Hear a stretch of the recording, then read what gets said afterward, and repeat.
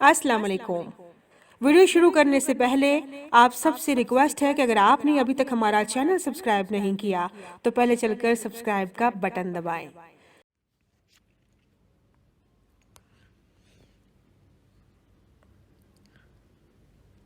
बर्फ़ का तूफ़ान गुज़र चुका था। वो अपने मामूल के काम निपटा कर चाय पी रहा था। फिर उसे अपने काम पर जाना था। चाय के कप के किनारे पर उंगली फेरते हुए वो किसी गहरी सोच में गुम बैठा है। घूंट घूंट चाय पीते हुए वो उस वक्त को भी याद कर रहा है जब वो सब एक साथ एक घर में रहते थे। उसका बेटा और बेटी भी उससे कितनी मोहब्बत करते थे, फिर नफ़रत करने लग गए। और उनकी माँ कैसी प्यारी औरत थी, आह मेरी हमसफ़र। और आज वो अकेला था, गली के किसी आवारा कुत्ते की तरह जिसका कोई भी पुरसाने हाल नहीं होता। विकर्ण कुछ सालों से शहर से दूर किसी गांव में रिहाइश पजीर है। सड़क से बर्फ़ हटाने का काम करता है। उसने अपने घर में कुछ भेड़ें भी पाल रखी हैं। फारिग वक्त में वो इनकी देखभाल करता है। बर्फ़ के तूफ़ान के पेश नज़र सारे इलाके में एमरजेंसी नाफिज है, इसलिए वो भी बिना किसी उज़र के अपने काम पर जल्दी चला जाता। अगर नौकरी छूट गई तो नया काम मिलना मुश्किल है, और इस उम्र में मुझे कोई काम नहीं देगा। अब मैं बूढ़ा हो चुका हूँ, इसलिए मुझे अपने काम में कोताही नहीं करनी। विकट सोचते हुए आकर बर्फ हटाने वाली गाड़ी में बैठ गया। मेरा नाम विकट है। हम 4 बहन भाई थे। मेरा बाप एक अस्पताल में काम करता और माँ एक नर्सरी स्कूल में काम करती। हमारे घर के हालात इतने अच्छे नहीं थे। 3 वक्त का खाना तो दूर की बात, 2 वक्त का खाना भी हमारे लिए मुश्किल होता। मेरी माँ बस ये चाहती थी कि हम चारों बहन भाई पढ़ लिख कर अच्छे ओहदों पर काम करें। माँ का सारा ध्यान हमारी पढ़ाई पे था। माँ को लगता भूखे रह लेना मुश्किल नहीं, अनपढ़ रह जाने वाले की कोई ज़िंदगी नहीं। मैं शुरू दिन से बागी था। मुझे पढ़ने में कोई दिलचस्पी नहीं थी। जब मैं हाई स्कूल पहुँचा तो मैं वहाँ से भाग निकला और कई साल पलटकर पीछे नहीं देखा। मुझे लगता कि उस गांव से बाहर दुनिया आसान होगी। यही मेरी भूल थी। स्कूल से भागने के बाद मैं एक गिरोह के हत्थे चढ़ गया जो मुझे अपने साथ मॉस्को से बाहर ले गया। फिर मुझे इस गिरोह के लिए हर धंधा करना पड़ा। चर्स बेचना, लड़कियों को अगवा कर लेना और तावान का मुतालबा करना। जब लोग हमारा मुतालबा पूरा ना करते तो हम उस लड़की को कॉल गर्ल बनाकर भेज देते।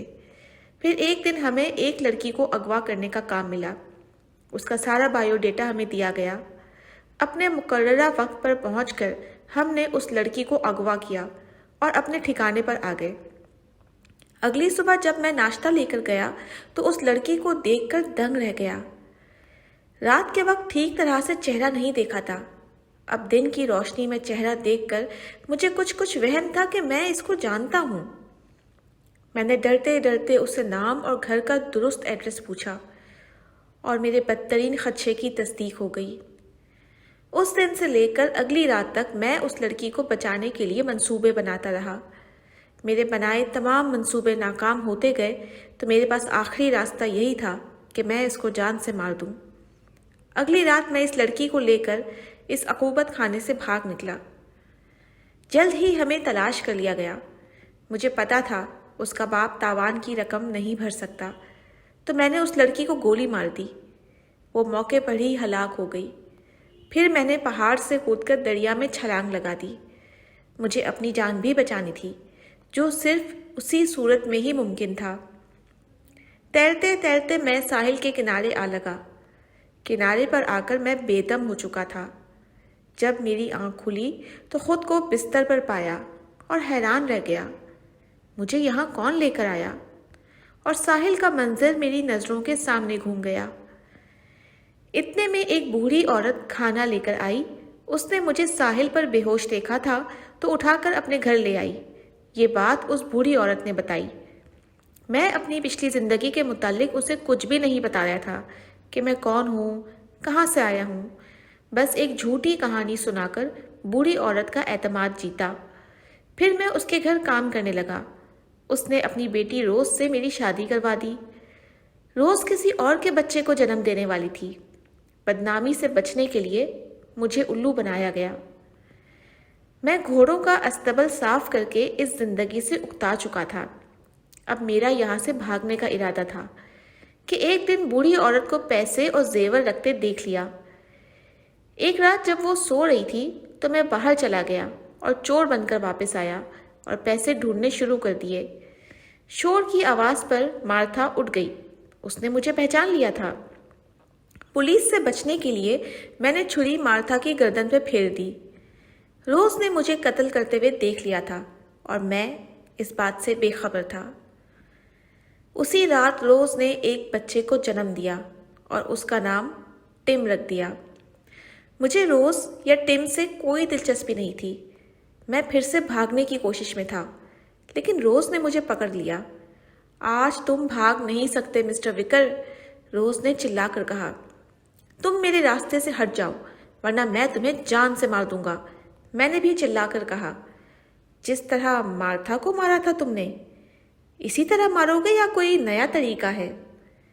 मैं उसकी बात सुनकर एक लम्हे को सकते में आ गया। फिर कमाल होशियारी से कहा, अपनी माँ को खुद मारकर मुझ पर इल्ज़ाम लगाती हो? मैं इल्ज़ाम नहीं लगा रही। तुम चोर डाकू होने के साथ साथ कातिल भी हो। तुमने एक नहीं दो कत्ल किए हैं। इनमें से एक कत्ल तुमने अपनी बहन टिम्मी का किया है। पुलिस के पास सब सबूत हैं और मैं भी पुलिस वाली हूँ। तुम्हें पकड़ने के लिए ड्रामा रचाया था और मिस मार्था तुम्हारी खाला थी जिसे तुमने पैसों के लालच में कत्ल कर दिया। अब भागना फजूल है। ये सब सुनकर मेरे हवास गुम हो चुके थे और मुझे अपनी मौत यकीनी नजर आ रही थी। फिर वो हो गया जो मेरे वहमो गुमान में भी नहीं था।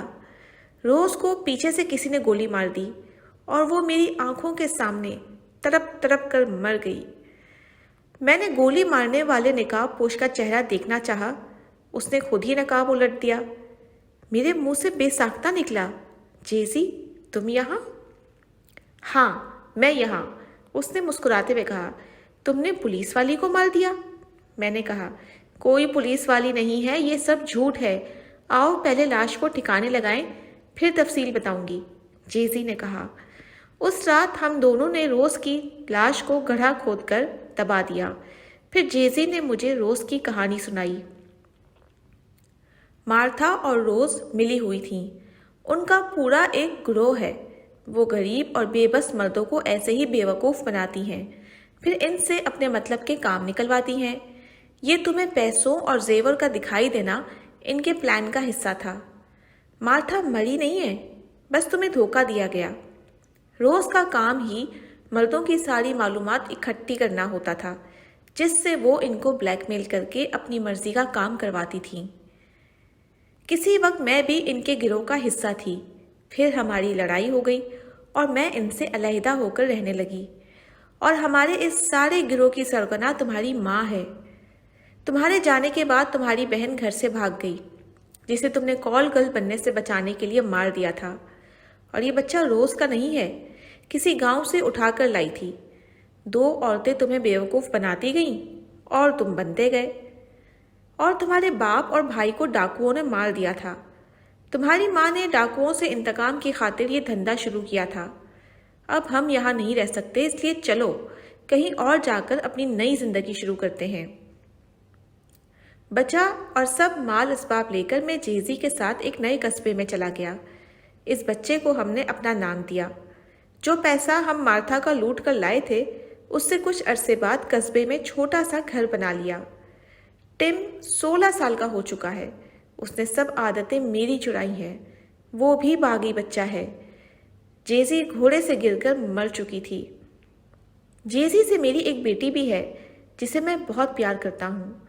एक दिन टिम को मैंने अपनी बेटी के साथ दस्त दराजी करते देख लिया। मैंने गुस्से में आकर पास पड़ा बेलचा उठाकर उसके सर में मारा। दिमाग पर शदीद चोट लगने से टिम जो अस्पताल लेकर गए और वो 2 दिन बाद वहाँ से फरार हो गया। तुम मेरे बड़े भाई का बेटा है, یہ خبر مجھے تب پتہ چلی جب وہ مجھے چھوڑ کر جا چکا تھا۔ اب میں روز اپنے بیٹے کو ڈھونڈنے کا ناٹک کرتا ہوں، لوگوں سے کہتا ہوں کہ میرا بچہ ناراض ہو کر گھر چھوڑ کر چلا گیا ہے، اگر کسی نے دیکھا ہے۔ اس واقعے کو پورا سال گزر چکا ہے۔ میری بیٹی مجھے چھوڑ کر اپنے دادی کے گروہ کا حصہ بن چکی ہے۔ وہ ٹم سے محبت کرتی تھی۔ میری نظر دونوں کو ساتھ دے کر دھوکہ کھا گئی تھی۔ جو انسان ایک بار جرائم کی دنیا میں قدم رکھ لیتا ہے، اس کے لیے جرائم کی دنیا کو چھوڑنے کا مطلب اپنی جان کی قیمت ادا کرنا ہے۔ وکٹر نے برف ہٹاتے ہوئے سوچا۔ آج بھی وہ برف ہٹانے کے نام پر لوگوں کو لوٹتا اور قتل کر دیتا ہے۔ لاش کو برف میں چھپا دینا تو اس کے بائیں ہاتھ کا کھیل ہے، اور گاؤں میں وہ غریب بوڑھے کے نام سے جانا جاتا ہے۔ وکر کے گھر کے پچھلے حصے میں ٹم کی لاش برف کے نیچے گل سڑ رہی ہے۔